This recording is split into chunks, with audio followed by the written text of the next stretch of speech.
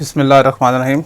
9th class आज हमारा next lecture है एक्सरसाइज 1.4, जिसका पहला क्वेश्चन ये है कि which of the following matrices are conformable for addition और सब्ट्रैक्शन के लिए जो सा है वो ज़रूरी ये है कि उसके लिए आपको यहाँ पे पहले मैं हिंट्स दे दूँ।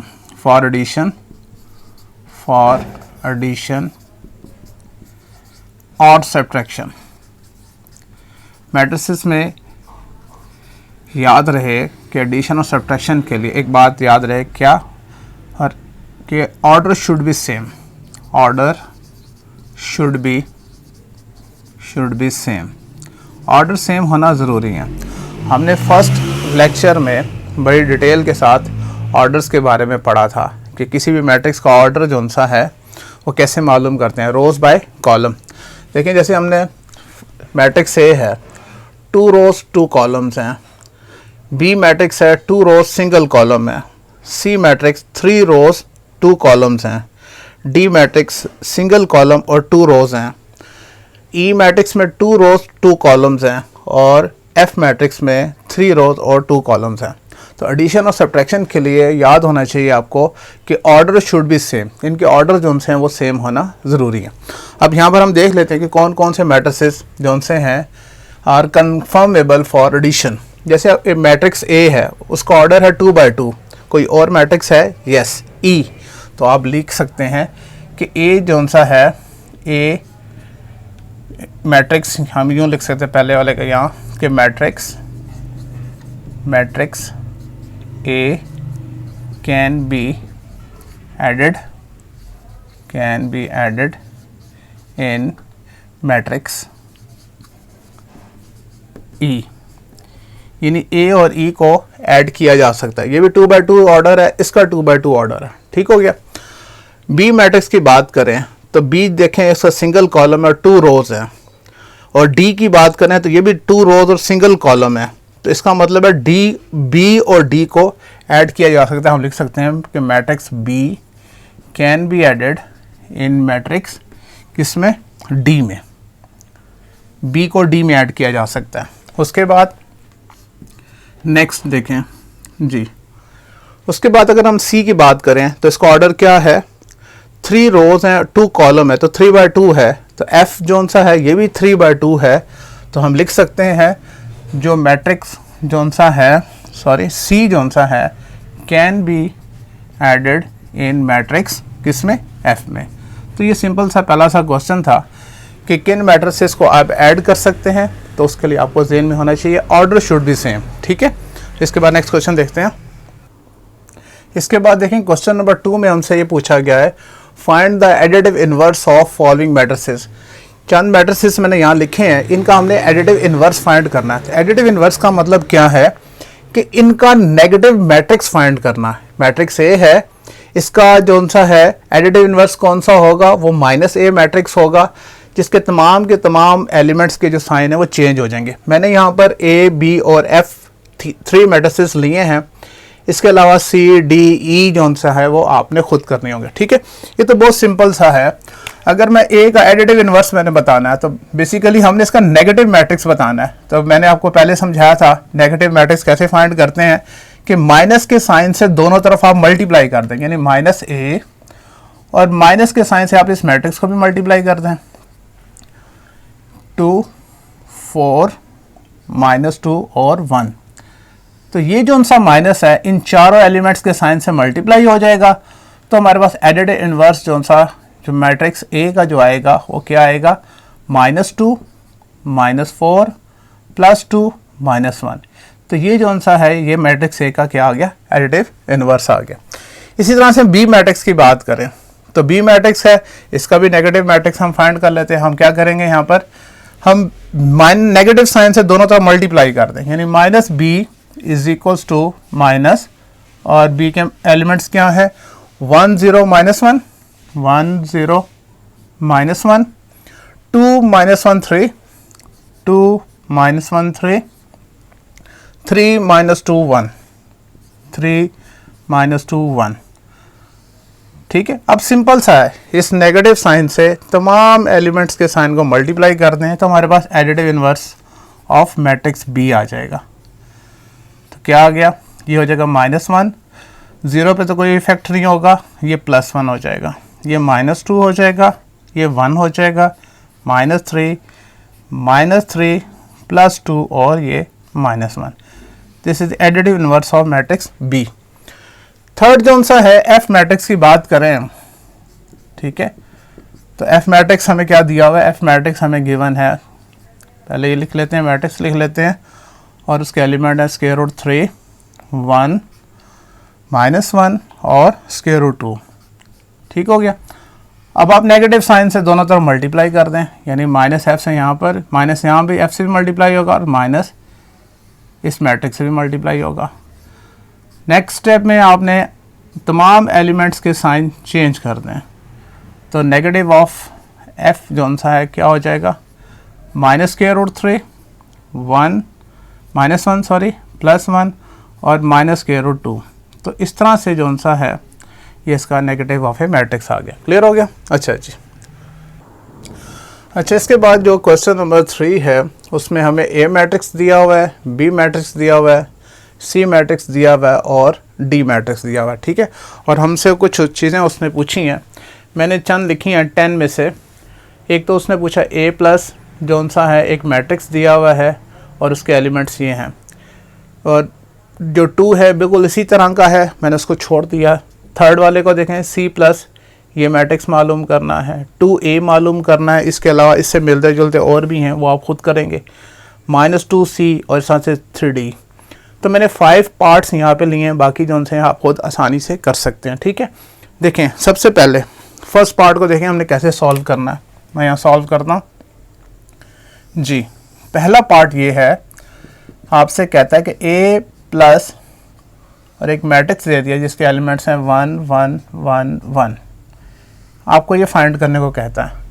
तो आपने क्या करना है, ए की जगह ए का मैट्रिक्स लिख देंगे। ए का मैट्रिक्स क्या है, -1 2 2 1, तो ए की जगह हम वो मैट्रिक्स लिख देंगे।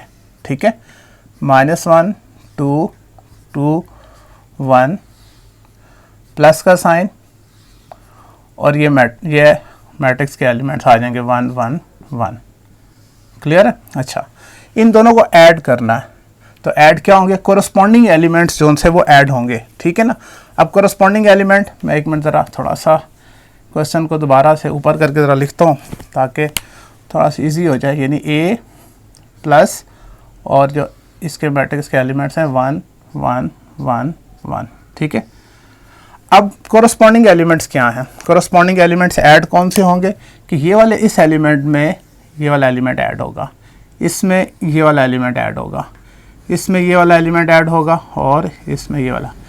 तो इस कॉर्नर वाले में इस कॉर्नर वाला एलिमेंट ऐड होगा, इस कॉर्नर वाले में इस कॉर्नर वाला एलिमेंट ऐड होगा। -1 में 1 ऐड होगा और -2 में 1 ऐड होगा। ठीक है ना, 2 में 1, तो कोरस्पॉन्डिंग एलिमेंट ये कहलाते हैं। अब देखें हम किस में ऐड करेंगे, सिंपल सा है जी।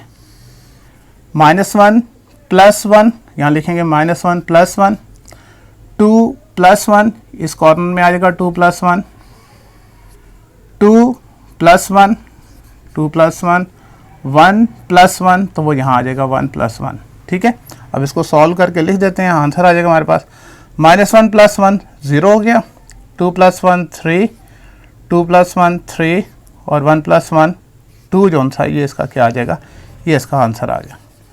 क्लियर हो गया। अच्छा, अब देखें इसका सेकंड पार्ट। सेकंड पार्ट क्या है हमारे पास, जो सा है हमें दिया हुआ है कि सेकंड पार्ट है, सॉरी थर्ड पार्ट मैंने लिया, सेकंड पार्ट आपने खुद करना है कि C+ और एक मैट्रिक्स है और उसके एलिमेंट्स हैं -2 1 और 3। ठीक है। अच्छा, हमने इसकी वैल्यू फाइंड करनी है, तो कैसे करेंगे, आप उसी तरह से C की जगह C का मैट्रिक्स लिखेंगे और C का मैट्रिक्स ये गिवन है, तो C का मैट्रिक्स क्या हमारे पास 1 -1 2 और इसमें ऐड करना हमने ये वाला मैट्रिक्स। अच्छा, तो ये दोनों मैट्रिसेस ऐड हो सकते हैं। पहली बात क्या कि ऑर्डर इन दोनों के सेम है, इसका ऑर्डर भी 1/3 है, इसका ऑर्डर भी 1/3 है, और कोरस्पॉन्डिंग एलिमेंट ऐड होंगे। जैसे इसका कोरस्पॉन्डिंग एलिमेंट -2 है, -1 का कोरस्पॉन्डिंग एलिमेंट 1 है और 2 का कोरस्पॉन्डिंग एलिमेंट 3 है, तो हम इसको उसी तरह से ऐड करेंगे एडिशन मेथड के तहत। क्या हो जाएगा 1 plus into minus 2, 1 plus into minus 2, फिर -1 प्लस 1, 2 प्लस 3, 2 प्लस 3 ये आ जाएगा। ठीक है, अब इसको सॉल्व करेंगे तो क्या आएगा 1 plus minus minus 1 minus 2 minus 1, -1 plus 1 0, 2 plus 3 5। तो ये जो सा है ये इसका आंसर आ जाएगा। क्लियर हो गया।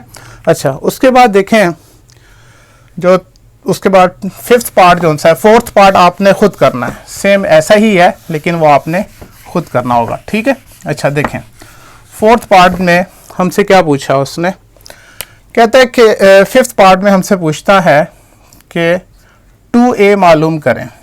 ठीक है, 2a हमने मालूम करना है। 2a कैसे मालूम होगा, 2a is equals to 2 into a matrix. तो a मैट्रिक्स ये है -1 2 2 1। तो यहाँ पर आज हमने एक और नई बात ये सीखी कि मैट्रिक्स के बाहर अगर कोई एलिमेंट मल्टीप्लाई हो रहा है तो वो चारों एलिमेंट से, अंदर जितने भी एलिमेंट्स है हर एलिमेंट से मल्टीप्लाई होगा। तो 2a का आंसर क्या आएगा कि जब ये 2 -1 से मल्टीप्लाई होगा तो -2 1 ज़ा 2, 2 2 ज़ा 4, 2 2 ज़ा 4, 2 1 ज़ा 2। तो ये 2a का ये आंसर आ गया। क्लियर हो गया। सेम इसी तरह से एक और मैट्रिक्स जो दिया हुआ पार्ट, सिक्स्थ पार्ट आप खुद करेंगे और सेवन्थ पार्ट दिया हुआ कि -2 इंटू सी आपने ये मालूम करना है।